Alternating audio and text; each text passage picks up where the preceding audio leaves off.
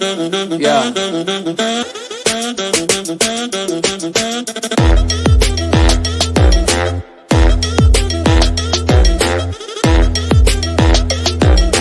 Money one, 너는 꿈꾸지 말만 많지, just do it. Like Nike, just do it. Get to know me and I 내 flow가 짧은 눈이. Hello everyone, I hope you all are doing well. Today we have Mihika Tripathi from third year as our trailblazer of Banasthali.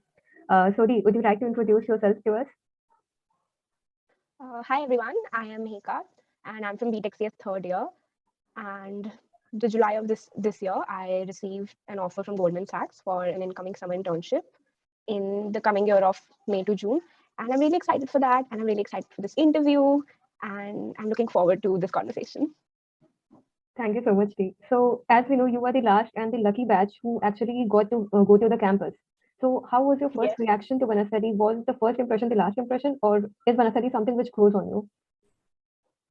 Okay, so when I first arrived at Banasthali, I arrived at there's this department called Nav Mandir, so that's where the admissions happened, and it was one of the newest buildings there, and it was just beautiful, beautiful. The architecture, the decor, I mean, huge auditorium, and I was very impressed. At that point of time, I mean, it was I think all the entrance exams had already gotten over, and when I arrived at Banasthali, my state of mind was a bit like, oh God, I don't know what is going to happen next. So when I came there and I saw that ambience and I interacted with the people, even on the very first day of the admissions, I started to feel a little at ease. Although, again, I wasn't totally convinced. I was a little scared. I kept thinking, okay, now I have to leave my home and I have to come so far away, completely disconnected. But okay. And then a week later, we arrived, and then this new normal, this new environment became our home. And I was very lucky. I got amazing. My hostel mates were amazing. My roommates were great, and over the span of few months, few weeks, I developed great friendships with all of them. So yeah, I think I did have my inhibitions about the whole place, and of course, you hear about all the rules and uh, this rule, that rule, and you have to follow. I mean, just what you hear, and you keep thinking, oh God, what to do now? But I think in hindsight, it was all okay, and I think you get used to it. And after a period of time, it doesn't really matter. I mean, it just blend. You just blend into it, and more important things come into the picture. So yeah. We were really scared of what we saw on the internet, but talking to you Yeah. makes us a bit relaxed. So we have been watching reels all over the Banasali pages about Apaji Fest, and you were the fortunate one to actually attend Apaji and other festivals. So we would really want to know what it feels, what would have been the present scenario at Banasali if it wasn't for Corona. Right now we're in third year, and we were supposed to have our last apogee this year, because next year we know in the seventh semester we'll be having our 6 month internship and we won't be at the campus. So this was supposed to be our last apogee, and the whole month, all of us have been just talking about it and we've been reminiscing the memories, and it's so bittersweet because I am glad that we got to at least experience it once, but to look back into wonder that we are never going to be able to experience it again. It's just so sad. It was like a big, like the most pompous wedding you've ever attended. Imagine. The whole campus was lined with these beautiful fairy lights and decorations and streamers, and everywhere you look, there was just sparkle. And there was this ambience, this environment of festivities and happiness, and you could feel the joy. And the funny thing is, a week or so after the apogee gets over, we have our final semester exams, and we have the final semester exam, and it is so difficult to study in that atmosphere. And even after the apogee gets over, it is so difficult to get back to studying because you're still stuck in that mindset of partying and just having so much fun. So yes, coming back to the actual apogee fest, I remember we had 2 to 3 days. Basically, on the first 2 days, you can go to the mela, and how to explain this? Okay, so on the campus, at the very end of the campus, there's this huge ground, and that is where the mela is set up. So the Mela has all these kinds of rides, Ferris wheel, and these roller coasters, and all those kinds of rides. And you have all kinds of food that you can eat to your content, and you get all these brands that come over. You get Pizza Hut and stuff, and you're really starved for those when you're living in Banasthali because you're like, oh God, 3 months and we haven't touched a pizza, so you eat that, and it's a very surreal experience. And you get to dress up. You get to dress up. It's so fun dressing up. You get to click amazing photographs. And we had our seniors who clicked. I mean, it was great, and you get to interact with all these people. You get to interact with the seniors. Uh, you get to see everyone in a new light. So yes, that's something we will definitely miss, and I hope you guys get to attend it because it is a worth experience. Yeah. We are missing it even when we have not been there, and then we are missing it. So we can imagine your pain. Yes. Talking about hostels, what was your overall hostel experience, and is it difficult to manage your studies when you are being put in a very new environment? Like, how did you manage? So when I first came to the hostel, I had never lived on my own. That was the first time I had left home. One of my roommates had spent 2 years of her 11th and 12th grade uh, uh, in a hostel, so she was sort of familiar with the experience, but I was completely new to it. So I would say more or less the studying remains the same. In fact, when you're at hostel, I think you get this space for yourself, because at home, I mean, there's constantly, you have this chore to do, that thing to do, and you are just involved with the household in some way or the other. And that's the part of life when you're living at house, but at your home. But when you're at the hostel, it's like you do what you have to do. Like, you do your chores, you clean your room, and you wash your clothes, and then that's it. Then you sit down, you study at the end of the day. And so I think you do get much more time. Also, the best part is, in the hostel, you have your friends, you have your roommates. So you have any doubt, you just get up, you go to them, you ask them, you get a one-on-one interaction. It is amazing. You don't get that. And I mean, WhatsApp and video calls, they're just not the same. And another thing, so I used to, when you're writing notes in the class, I would often miss out on a lot of stuff because sometimes I write really slow. But asking for notes on WhatsApp is so excruciating, because going through all those photos is just, I mean, you forget about them. But when you're in the hostel, you can just go to your friend, go to your roommate, you can be, hey, can you lend me a register? You get it there and then, you copy the work and you give it back. So I think it just keeps the content very fresh in your mind, and you're always up to date with whatever is happening. So personally, I would say I actually preferred studying in the hostel, although yes, doing everything on your own does become a little hectic. And in the initial few days, it was very exhausting, because you're not used to it. You're not used to washing your own clothes and cleaning your room and, doing everything on your own, and you have to cycle to the classroom. It is exhausting. But once you get into the habit of it, it is a good experience, definitely. So it's like having a teacher by your next room. Yes, exactly. It's good. So when you came out of hotels in the lockdown, in the expectation of, okay, it's just a week holiday. So were you in the hope of college reopening, or did you actually utilize your time in some self-growth? On March 15th, I think we left the college. And funny story, I thought we will, I mean, everyone thought we're just leaving for 1 week, max 2 weeks, and we'll be returning by the end of March, right? So I did not take my laptop with me. I left my laptop in my hostel.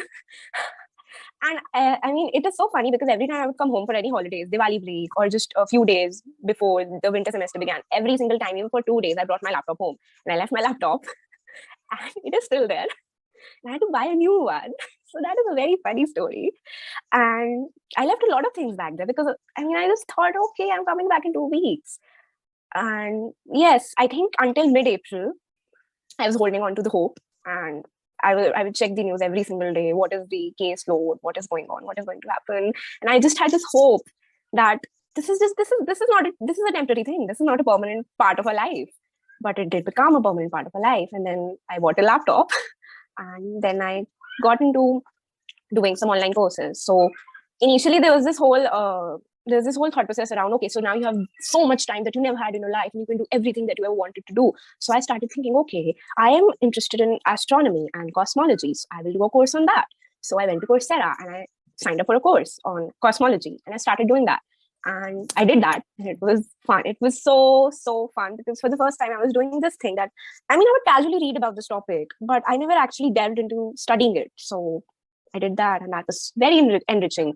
Then by the time I finished that course, the semester exams began, and so I got into that. And when the exams ended, a week after, we had the new semester. But then it started to kicking in. Oh God, I should probably invest in some technical courses as well, because I had completely forgotten I'm a BTech student.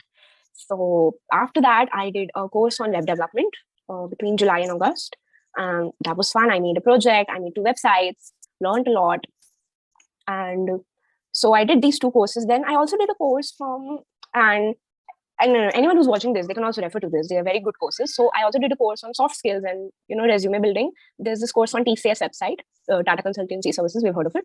So TCS Iron, there's this website and you can go there, and there's this course. At that time it was free, but even now it's for a very nominal fee. So if you struggle with your soft skills and you want to develop those, so this was a good course. So you can look into that. So I did these 3 courses back then. And then I was just powerhouse. I was like, oh, I have so much time. I did not. Once the college began, I did not have any time, but I just put my leg everywhere I could. I also joined an internship. and it was a content writing internship I got from Internshala. I mean, nothing related to technical skills. I got it for the sake of experience, and okay, let's explore something. And that was so hectic. They make you do so much work. I mean, they make you write so much. And they involve you in so many things, and I was not ready for that. Anyways, I mean, summarizing it all up, after like the few first weeks of realization kicked in that okay, maybe this is a permanent thing, I started getting into this stuff. Yeah, it was good. It was fun. It was very hectic. And it was something to keep you distracted from the reality of the world because, I mean, sometimes I would just start thinking, oh God, ye kya ho gaya? It would be very depressing. So, you have to keep yourself away from that. Music, cosmology, and astronomy courses. That's really out of the box and cool. So, as I can see, you already know the importance of soft skills. How would you what are the opportunities at Banasthali to grow your soft skills as well as keeping your hobbies alive? Okay, so Banasthali is a wonderful place to do honestly anything you're interested in. So I'm sure you've heard of the 5-fold course activities. Yes, yes. We receive a form at the beginning of the semester, right? So I mean, I'm not sure of how much extent is going at the online, although I'm sure they're doing it amazingly because I am currently a part of the advanced diploma in French, and I mean, apart from the obvious lack of classroom, the teaching level and everything is just as good as ever.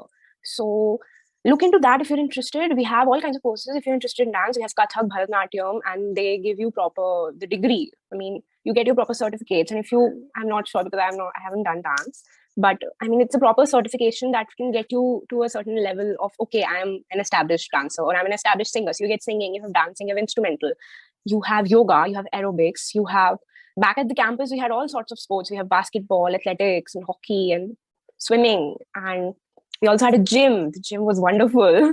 I couldn't explore it because we came back. But yes, so that's there. If you're interested in languages, there is German. I think there is a Shastri course as well. I am not sure what is in there, but it is also related to this. There is French, there's German. And you can get to, there's also there's also English, and there's also an English conversation. So yeah, I mean, I guess the possibilities are endless. There's another thing I would like to talk about. So in first year, I had enrolled myself in, so we have Radio Banasthali, right? And in Banasthali itself, we have our own radio station. And a whole part of the department is dedicated to running this radio station. So I had enrolled myself in this course called audio engineering. And audio engineering basically deals with, when suppose we are doing this interview and this was recorded for a radio. So when I get the clip as an audio engineer, I edit out the parts and I look in the, suppose the noise or the disturbance in the background, and I eliminate that. So I learned all of that. I learned to work with the different audio softwares.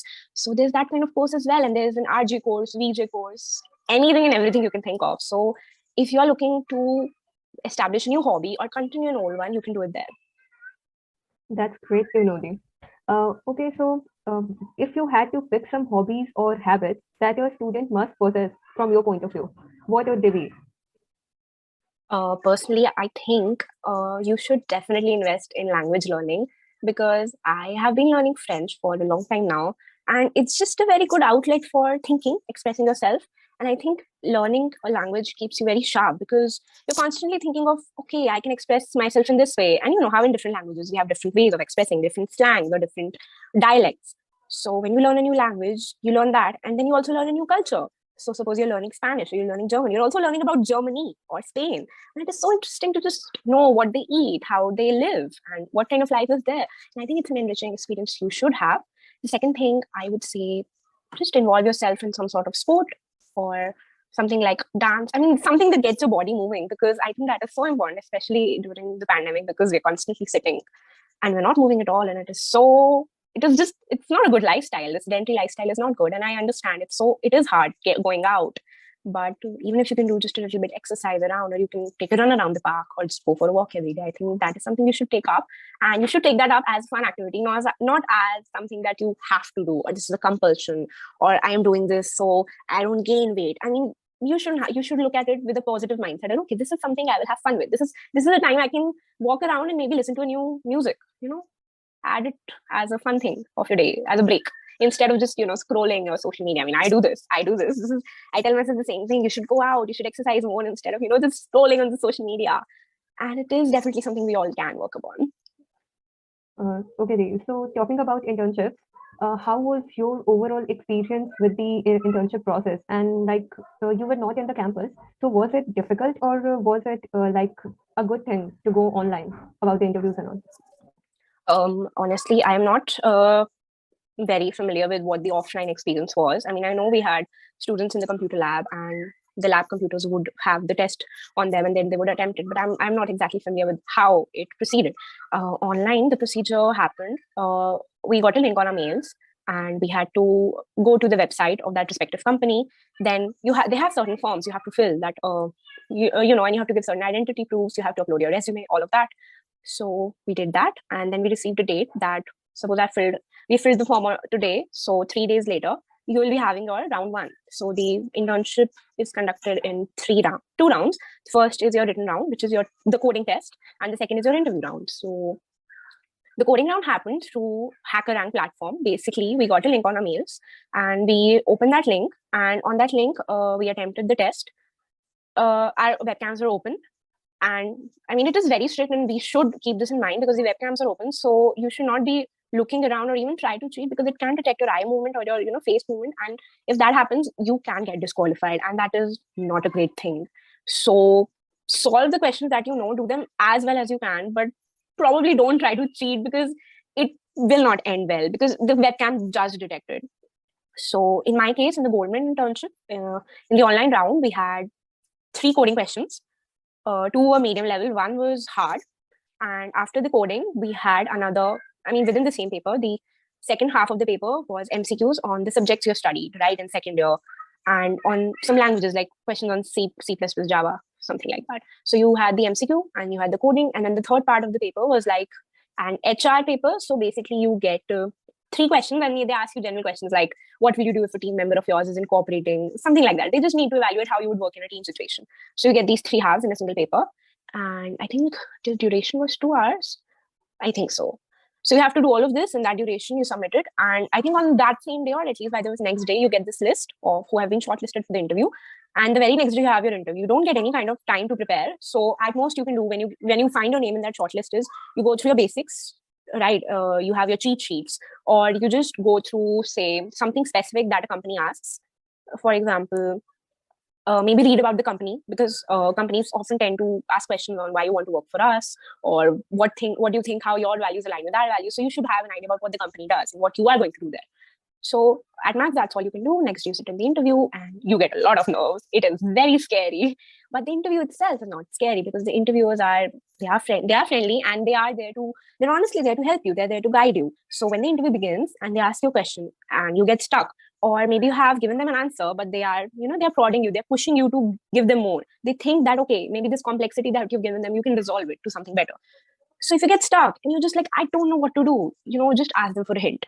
This is a very crucial thing. You can ask your interviewer for a hint, and they will give you a hint. And you have to hear it closely, you have to analyze it closely, and in that hint lies your answer.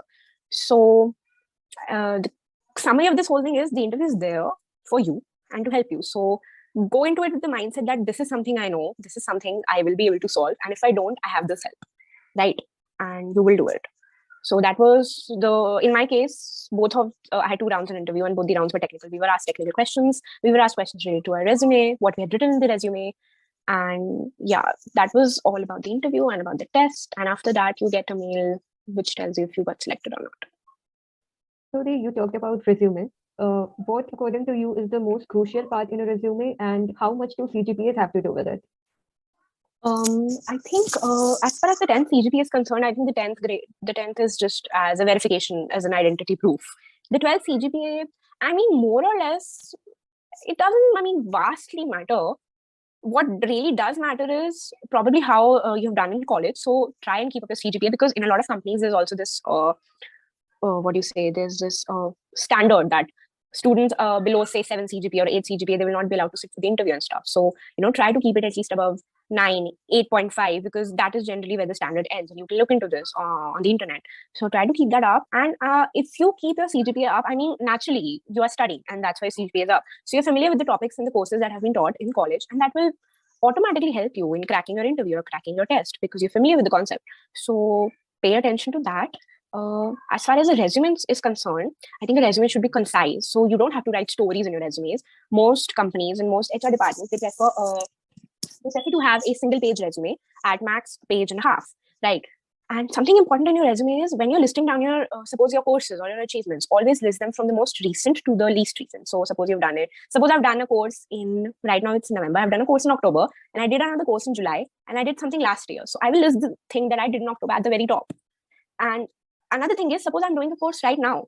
I can also list that in my resume and add ongoing, right? So you don't have to hesitate that, okay, I'm doing this right now. Should I include it or not? Include that because it will tell the manager, the HR manager, the interviewer that, okay, you're involved in something, you're trying to learn a new thing, right?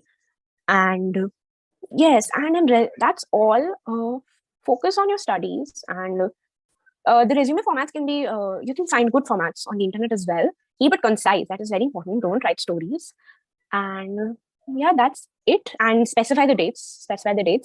And every time you complete, suppose an internship, suppose you did an internship through Internshala or something, always keep your letters of the completion or the proof of, yes, I did this internships, and keep those handy because I mean generally they don't ask for these proofs, but it's a good thing to have them at your hand, on your Google Drive or on a computer, right? So yeah, These are some very good tips about resume making. So how would you advise your juniors to learn to code? Because even when we are enthusiastic about learning it, we often waste our time and energy in the wrong direction and then end up hating coding. What is okay, the so roadmap you suggest? okay, so when I came in first year, I had never coded before. And I struggled a lot in first year. I struggled a lot. I was like, oh God, what is this? How am I supposed to do this for the next 4 years? What I did was, and this is a personal, the path that I took for myself, but you can more or less apply it to you if it does help you. So what I did was I purchased the book Let Us See, because we were being taught C language in the first semester. I purchased that book and I made my concepts clear. Like, first things first, if you're learning a language, you should know the syntax. Syntax means, suppose you're using a function, you have to write a function. So you should know that a function comprises of the return type and the function name, and then you have the parameters. So you should know that this is what a function declaration comprises of. Then you should know that, this is a very basic example, but when you're getting into a language, knowing the syntax is very important, because once you get into the more complex codes, it becomes difficult to understand those codes, even reading someone else's code, because you don't know the syntax. So you're just confused in, is this a class? Is this an object? Is this a method? So keep those clear. I did that by reading the Let Us See book. And then I attempted some questions at the back of every chapter. I did this in first semester before we had the semester exams, and that definitely helped clear up a lot of my C concepts. Then in the first semester of second year, you're taught data structures. Now, data structures is extremely important from the coding point of view and from your placements and coding interview point of view, because this is what is mostly asked. So when you're taught data structures, you should pay attention to every single detail. And if you have any doubt, ask it there and then in the class. And I mean, I get it. It's difficult to just think of a doubt there and then in the class. If that's not possible, write down your doubts, ask it in the next class. Or you have all these forums on the internet. You have your Stack Exchange, right? You can ask your questions there. Or you can ask any of our seniors. We're always there to help you. So that is important, right? The basics. Now, once you're clear with the basics, you move on to the coding part.